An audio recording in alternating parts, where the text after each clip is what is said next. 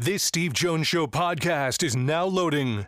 The Steve Jones Show podcast is presented by Sunbury Motor Company, Purdy Insurance, Brewers Outlet, and NIL Game Changers.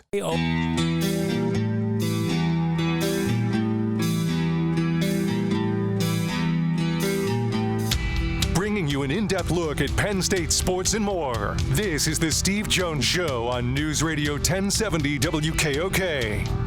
The Steve Jones Show is presented by Brewers Outlet, Sunbury Motor Company, and Purdy Insurance.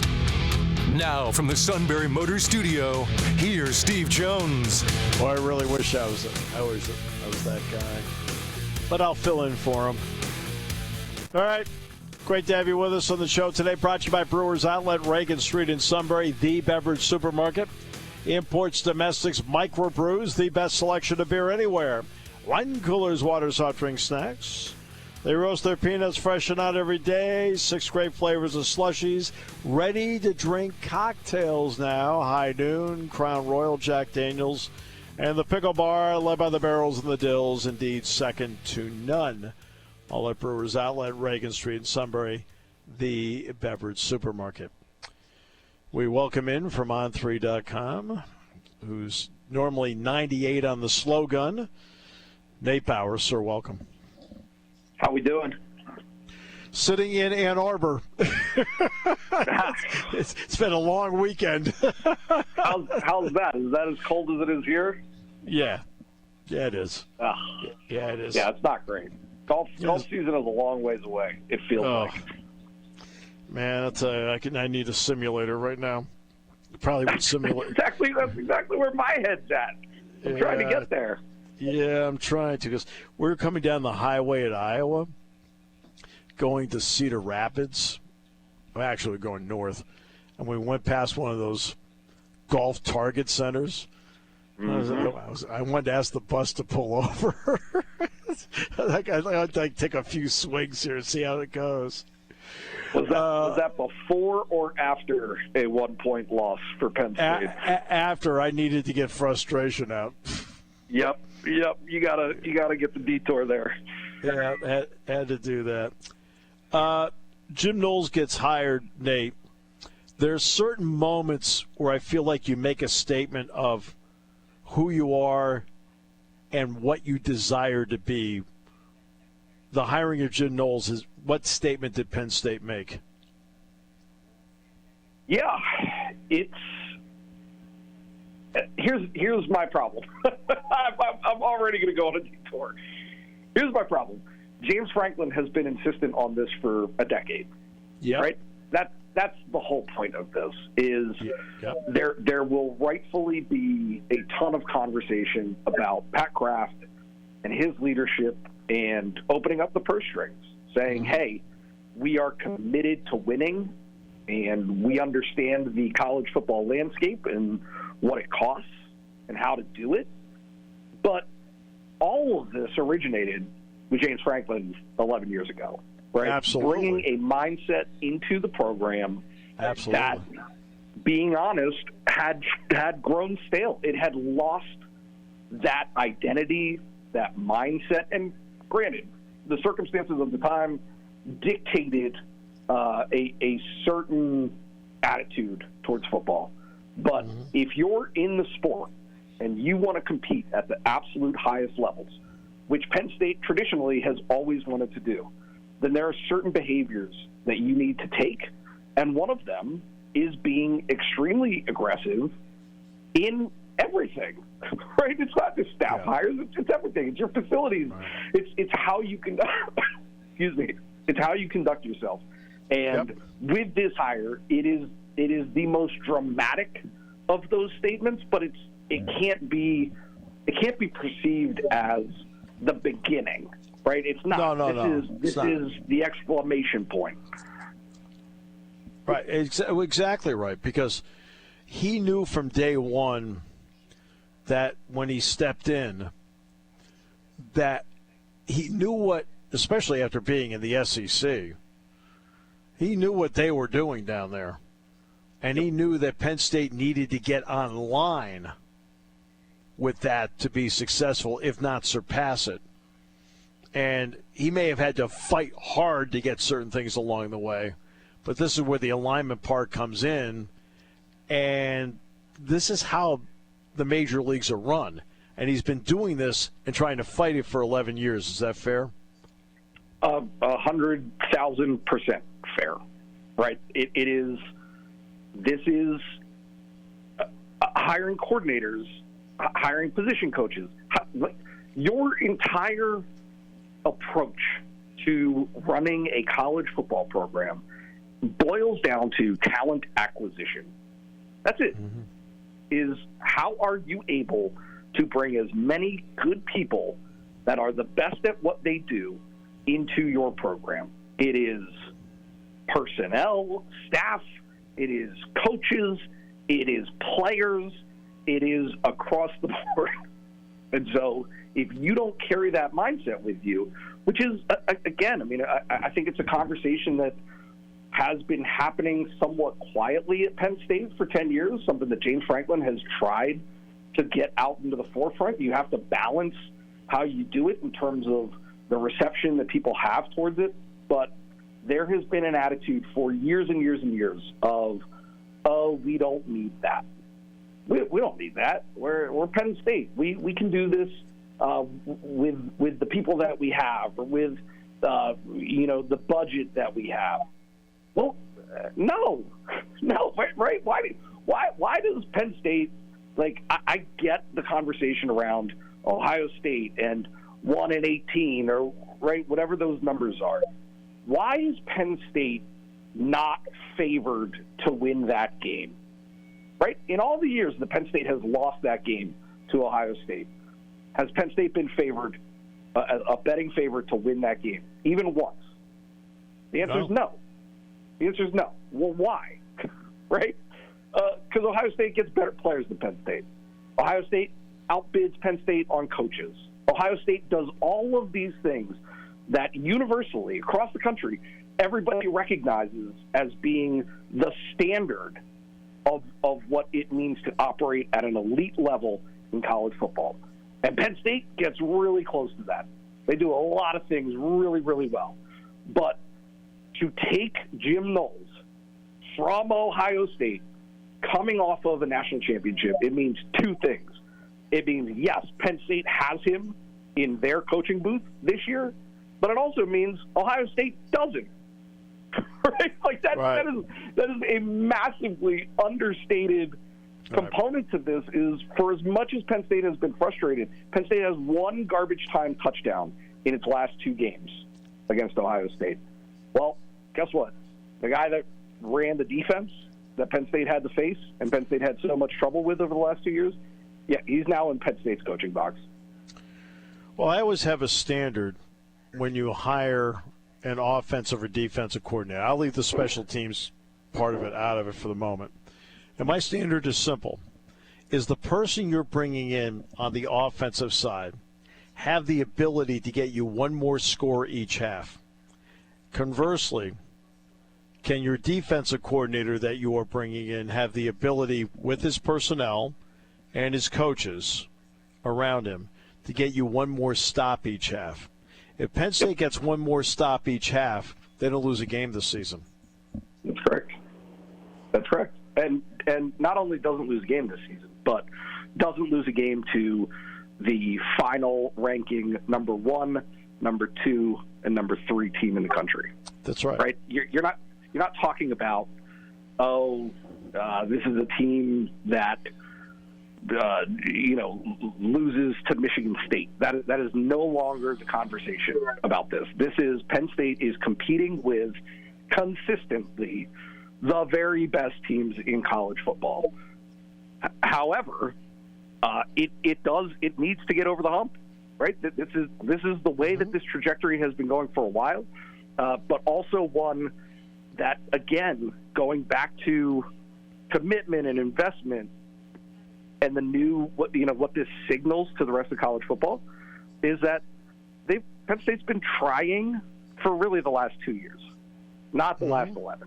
Penn State has been committed and doing things at that level really for the last 2 years, and I would actually argue one. right? For the last year, this is where it has been of evaluating the landscape, seeing the areas of deficiency, and then going all in. They believe in James Franklin. They believe in not just James Franklin and the way he operates the football program, the people within the football program, and then to a broader extent, they're signaling the commitment and a belief in Penn State fans, right? That the community that surrounds this program and is thirsting so much for a national championship that they'll be supportive of it, right?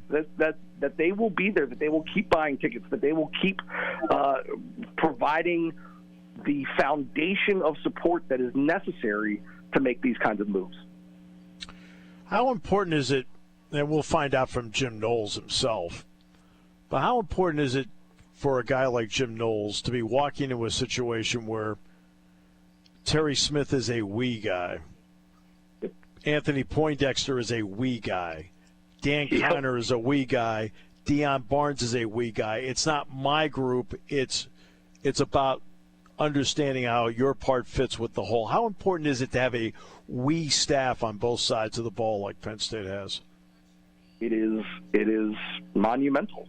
It is so much of what's happened over the last few years in terms of you look around the room, right, at Penn State's coaching staff, almost all of these guys have entertained or had the opportunity, I should say, to entertain other offers. That's right. Big programs headhunting them that want them to be a part of their organization. And they've said no.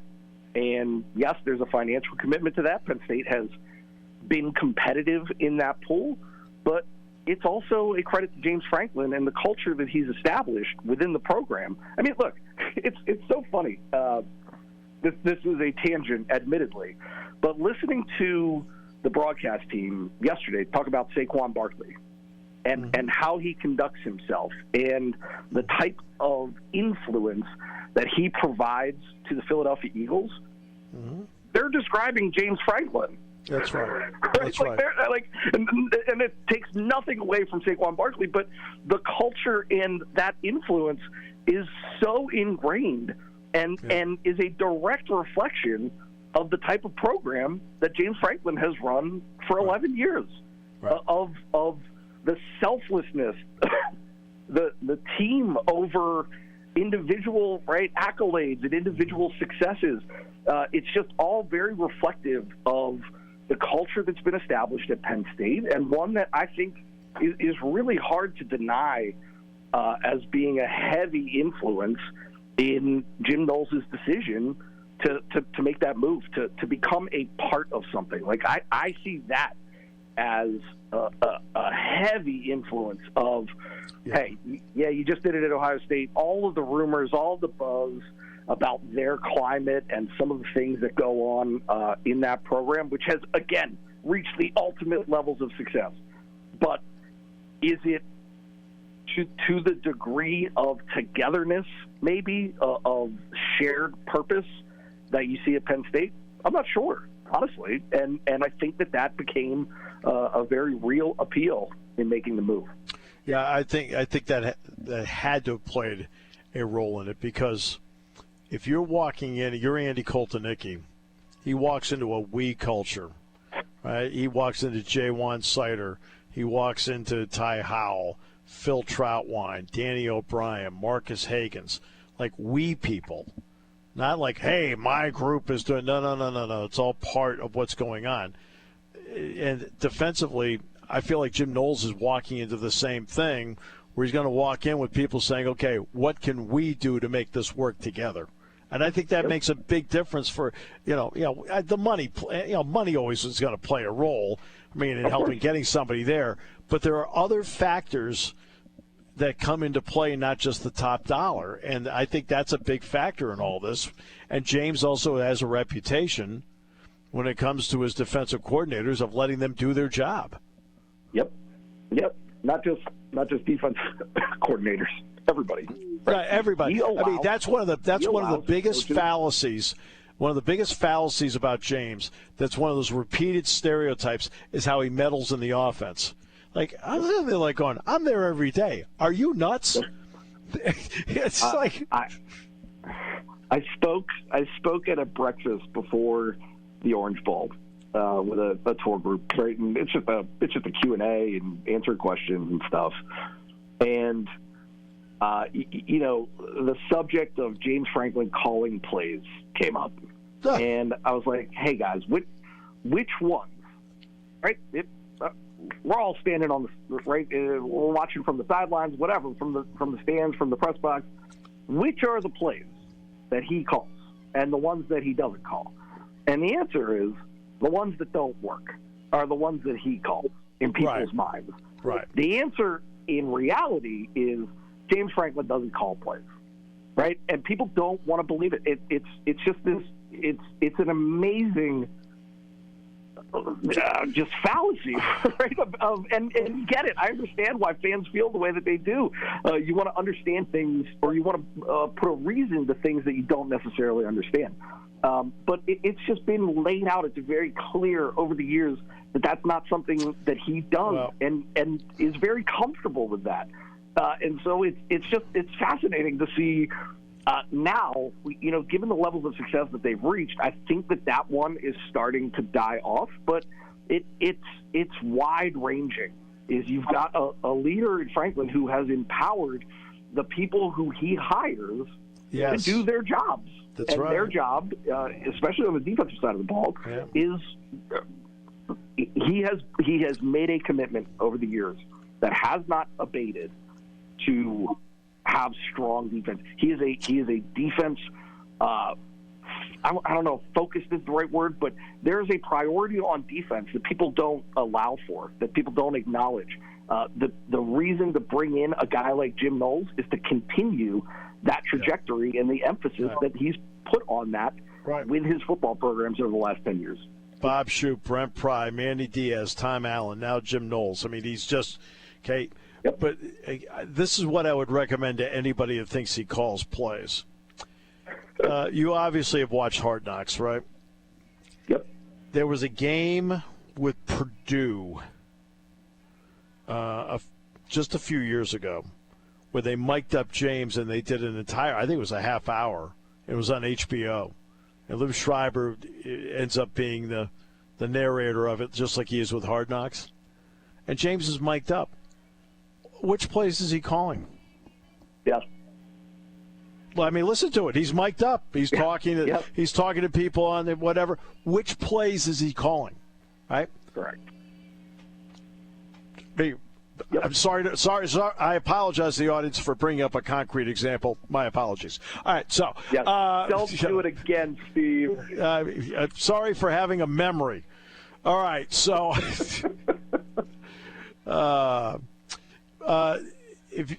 when Jim Knowles meets with the media, what's the one question you'd like to hear, and the answer to it?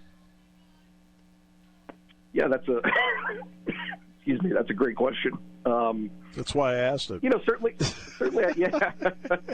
I think certainly how he intends to continue and or improve upon the results that Penn State has had over the last 5 years, right? It's been pretty consistent. This has been a top 20, top 15, top 10 defense year in and year out. What is it that he brings to the table that will allow it to do what you described, right? To prevent that one extra score, because certainly I don't think anybody looks at the way that Penn State's season ended and puts it specifically on Tom Allen. I don't think that would be fair. No. But are there things that might have been done differently that might have improved results? Sure. Right? And so if he what is it that he does that will allow them to continue that trajectory? Yeah. Again, idealistically, can my offensive coordinator that I hire find me one more score each half? Idealistically, can the defensive coordinator I find come in and find me idealistically one more stop each half? It's amazing how just one more makes a big difference. I also think it's interesting the shift that you've seen in, and I believe this will be true again under Knowles, is moving the coordinators out of position coach responsibilities. Right? That's huge. To allow these guys to float, to allow them to truly coordinate their side of the ball. Certainly with Penn State having Dan Connor, Andy Kolbicki having Danny O'Brien, you name it. The way that Penn State and James Franklin have structured the coaching staff to allow for those things to happen, I think it's extremely important, and I think it's an appeal. I think it's something that really resonates and makes the job more conducive to having success for those guys in that chair, that seat. Always a pleasure. Best of luck in the Pebble Beach Pro-Am. Very good. Looking forward to your shot on 7. Thanks so much, Steve. Call a good one tonight, all right? I'll do the best I can. They point me toward the court, I talk. I mean, let's not pretend it's any more complicated than that. Great. I'll be listening. Can't wait. Thanks, Nate. Appreciate you. All right. You too. Bye. Nate Bauer on3.com, Blue White Illustrated. Frank Bodani, final half hour. This half hour brought to you by Brewers Outlet, Reagan Street in Sunbury, the beverage supermarket. The suit's already stocked up for the Super Bowl. He's all excited. Oh, right? All excited. Eagles in a big game. Taking on Mahomes and the Chiefs. The ultimate, I could see the suit using the word revenge over and over again, and it plays no role whatsoever on News Radio 1070 WKOK. Party time, game time, or just fun time. Doesn't matter what time it is because it's Brewers Outlet time. The beverage supermarket has the area's largest beer selection. Imports, microbrews, ciders, and domestics. Pick from over 100 ice-cold 12-packs and dozens of 24-ounce singles. Soda, snacks, hot sauces, fresh roasted peanuts. Make it one-stop party shopping, and don't forget the pickle bar. So whatever you're celebrating or just doing it up, Brewers Outlet, Reagan Street, Sunbury wants to see you. And thank you for your years of patronage. Hi, this is Season. For over 100 years, the Purdy Insurance Agency has been protecting families and businesses of the greater Susquehanna Valley and beyond. With the experience of our trained and knowledgeable staff, you can rest assured that your needs will be evaluated and met by some of the industry's best representatives.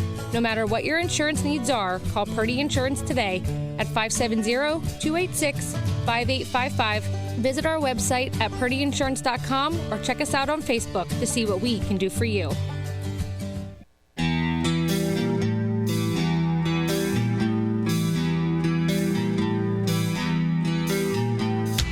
Bringing you an in-depth look at Penn State sports and more. This is the Steve Jones Show on News Radio 1070 WKOK. The Steve Jones Show is presented by Purdy Insurance, Brewers Outlet, and Sunbury Motor Company. Now from the Sunbury Motor Studio, here's Steve Jones. Half hour brought to you by Sunbury Motors, 4th Street in Sunbury. Sunbury Motors Kia, routes 11 and 15 in Hummel's Wharf. Online, sunburymotors.com. Ford, Kia, Hyundai, the best in new inventory, great pre-owned inventory. With the Sunbury Motors guarantee, that means they go over every vehicle on the lot. Makes the buying experience so much easier, better. And a fabulous service department, whether it happens to be quick lane or inspections, routine, difficult to handle it all at Sunbury Motors, 4th Street in Sunbury. Sunbury Motors Kia, routes 11 and 15, Hummel's Wharf. Online, sunburymotors.com. With that, we bring in from the York Dispatch the outstanding Frank Bodani. Sir, welcome. Great to have you with us.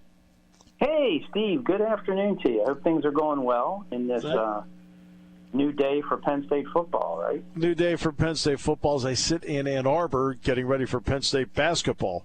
Yeah. So let's start with that. There are certain hires along the way that I think make a statement. You feel like this is one of them. What statement did it make to you? Wow, Jim Knowles. I mean, I think it showed that Penn State, whether you want to say finally or once and for all or however you would describe it, is all in, fully invested in trying to win a national championship, meaning using every resource possible, because they just reset the bar on assistant coaches' salaries, reportedly making Jim Knowles the highest paid college football assistant ever. So they saw a window to try to get what they maybe think is the best defensive coordinator in the country, and they did everything to get it. And I don't know if Penn State fans really had that feeling in the past when it came to hiring like this. I mean, James Franklin has felt this way for 11 years and has had to fight the good fight for a long time to convince others that this is the way you need to do it. How important is it at this time in this place that something like this has happened after all the days he fought to make things like this happen in many areas, not just this? Well, yeah, I mean, it's critical because college football is changing so quickly.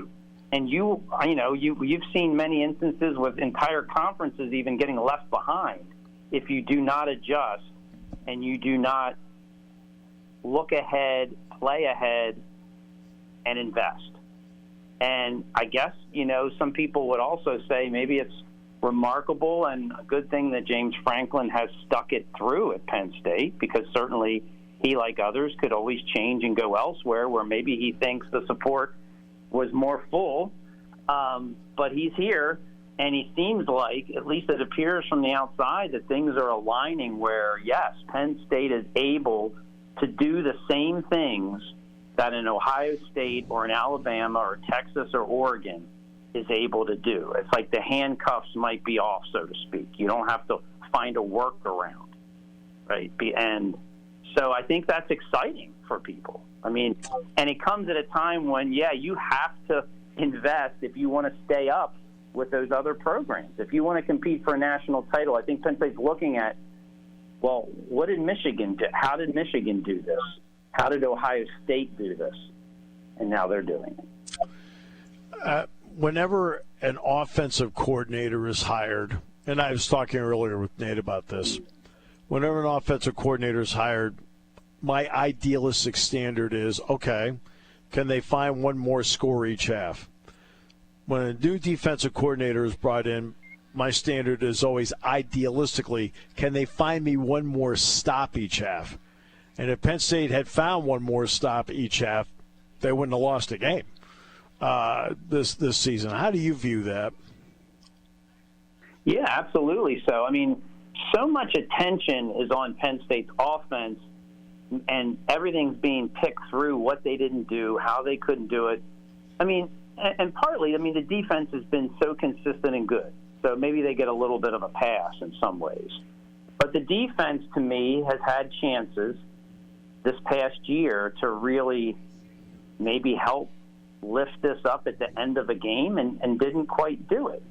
And what stands out to me about Jim Knowles' defense at Ohio State is the consistency, but also the way that they seem to learn and regroup a bit in midseason after their loss to Oregon, but also the way they took care of business at the end of games. So in their two of their biggest games, the second half of the year, at Penn State, against Texas in the playoffs, Ohio State, their defense, in a way you could say, won them the games or preserved them the games with goal line stands. Right. And they got the job done when it mattered the absolute most. And I mean, and Jim Knowles has gotten his team to do it, and he's done it at more than just Ohio State the past couple of years. I mean, his track record is pretty impressive. Great track record. That's why when you sit back and you say, okay, I have an opening, because Tom Allen left on his own. He went to Clemson. I have an opening. Who is the single best person I think I can find to fill that spot? And James Franklin identified it and then had the ability to do it. I think that's important in all this. Oh, it's incredible because, yeah, do you have the resources to even go after the number one guy on your list, right? You may not in the past. But two, is that number one guy even realistic? And I think that you could argue that Jim Knowles may be the best defensive coordinator in the country, and Penn State thought they had an opportunity to go get him, and they took advantage, and they did, which is checking several boxes along the way that I don't know if I even would have thought that something like this would be possible 5 years ago. Well, not only was it possible, but they somehow made it happen. And now you're pairing, in a different way. They did that with Andy Kotelnicki, who maybe they saw as the best up-and-coming offensive coordinator that they could go get, and they made it happen. And now they are pairing him on the other side, maybe the best defensive mind in the game going. So what a combination. I'm not going to comment on other situations. That's for other people to do. But how important is it, for example, Andy Kotelnicki has a we guy in Phil Troutwine, Ty Howell, Jaywan Sider, Danny O'Brien, Marcus Hagans. How important is it that Jim Knowles is walking into a situation where Deion Barnes is a we guy, Terry Smith's a we guy, Anthony Poindexter's a we guy, Dan Connor is a we guy. In other words, it's not about my guys, my position, but they're we people. How important is that for a guy like Jim Knowles to walk into a situation like that? Well, that's critical too, and I'm sure that's part of why he would entertain this job, right? Because he doesn't have to go in and try to recreate, move things around, worry about how he's going to deal with this position or that. I mean, it's all in place running smoothly. He's there to just take it and elevate. He's not there to have to recreate any of it. It's all there, and the players are there. So the talent is there for the most part in place, and the coaching staff that he's going to be working with. So the things he depends on the most, all those guys you mentioned, are already running their own shows the way they need to be done. He doesn't have to worry and deal with any of it. He can just do the thing, to me, I would think he can just do the thing he's best at. And that's taking a superb unit and elevating it just a little more. Exactly. And the other part of this, too, leading up to Jim Knowles, all the players that are coming back, when we're talking about money, people think of money for the most part as, how was it used in the transfer portal? That's not the primary use of it if you have a terrific roster. It's roster retention, and Penn State's roster retention numbers were extremely strong. What does that tell everybody about that part of it? Well, it shows you the foundation that Penn State James Franklin has built and his staff of talent. It shows you the buy-in, the culture, all of it, and it's really smart investment, right? So if you have a chance to invest your resources into known commodities that are already performing, that are part of your family, that you know who they are, you know how they're going to act on and off the field, you'd probably want to invest more in that than you would in somewhat unknown quantities. Right. And you see teams across the country having or thinking they have to invest in unknown commodities, and sometimes it goes well, usually for the short term. Often it's not sustainable. Penn State's they're investing their money, to me, more wisely than anyone. And so it's worked. And I go back to, it worked at Michigan when they brought back a lot of their roster 2 years ago. It worked at Ohio State when, the transfers they brought in get the splashy headlines, but it's really the core they brought back. That was the foundation of them winning their national title. And Penn State's doing the exact same thing. Less unknowns, less worries, less concerns. You know what you're getting, right, from Nick Singleton and Katron Allen before the 2025 season. As we see, you don't really know. Those two receivers they're bringing in the transfer portal, I'm sure they're vetted and they're really promising, but they've never played for Penn State in the Big Ten. So, very smart move. I never would have thought that Penn State would be able to bring all these guys back there. So even better than I would think imagined. At some point, Jim will talk with the media. When he does, what's the question you would like to hear an answer to from him? Wow. Well, question he will actually answer in front of a room of reporters. Okay. I'd like to see what how he would answer. Well, he's going to be familiar to some degree with what Penn State has on defense. What does it need to do to get better, even morally, to win a national championship? Would he offer anything about the current makeup of his defense? From an outside and now from suddenly an inside point of view. I mean, that's because Penn State's defense checks most of the boxes right away, on paper. Really, what are they missing going into the season? Well, they got to find a middle linebacker and probably another defensive tackle starter and, I guess decide on who's going to start at safety. But there's not a lot. So what's his philosophy of trying to make this, taking a unit that's already really good and making it elite? That's what I would want to know. Very interesting. Frank, as always, absolute pleasure. Thanks so much for your time today. Sure. It's obviously an important day for Penn State football. We appreciate you being a part of it.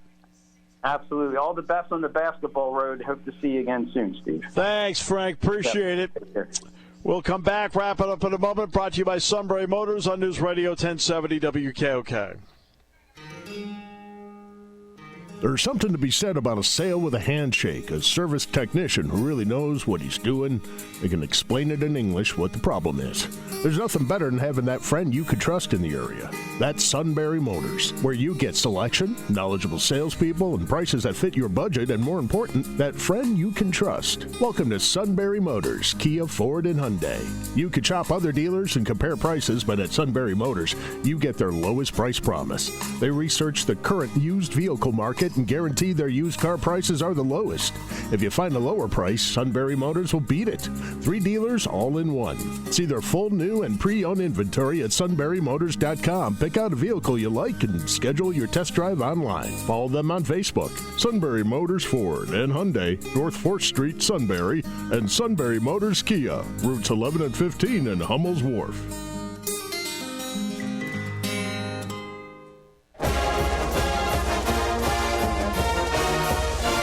Yeah, big day, big news, and now you move forward. Yeah. So so many pluses to talk about. Now, I know a lot of people we will talk about the Eagles tomorrow with Matt. We'll get the completely unrealistic point of view. It'll be a lot of fun. It's 7 rushing touchdowns.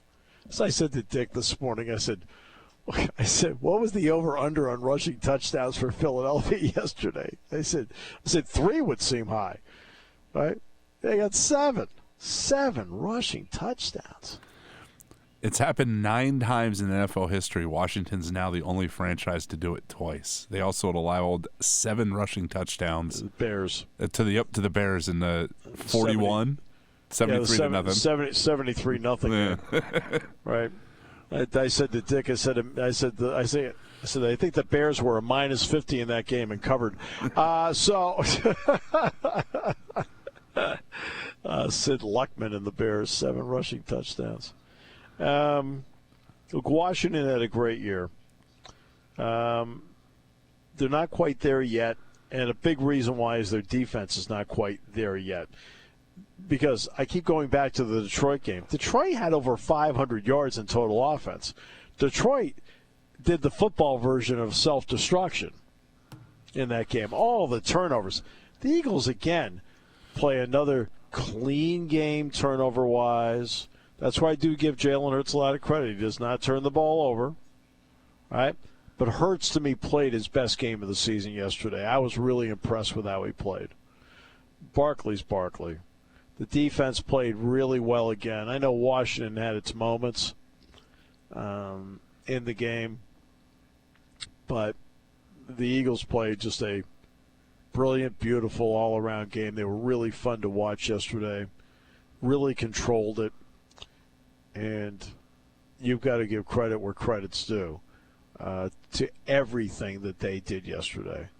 They are the team that is the best team in the NFC. Again, Detroit could be, but Detroit is so ripped apart defensively that the Eagles passed them out probably about a month and a half ago as the best team. If they were playing at Detroit yesterday, it would be interesting to see how they handle the crowd noise and so forth. But Barkley could have had a big game against them yesterday too. I mean, Detroit's defense is that banged up. Now, offensively, Detroit, I think, would have moved the ball, despite the fact that I do know the Eagles have a great defense. Now they got a real challenge. I mean, they face a guy at Mahomes who will be easily the best quarterback they've faced this season.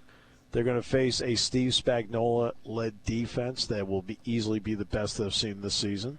But conversely, Mahomes will see the best defense he has seen all season, not even close, in the Eagles' defense. And that Chiefs defense, which is excellent, hasn't faced Saquon Barkley yet.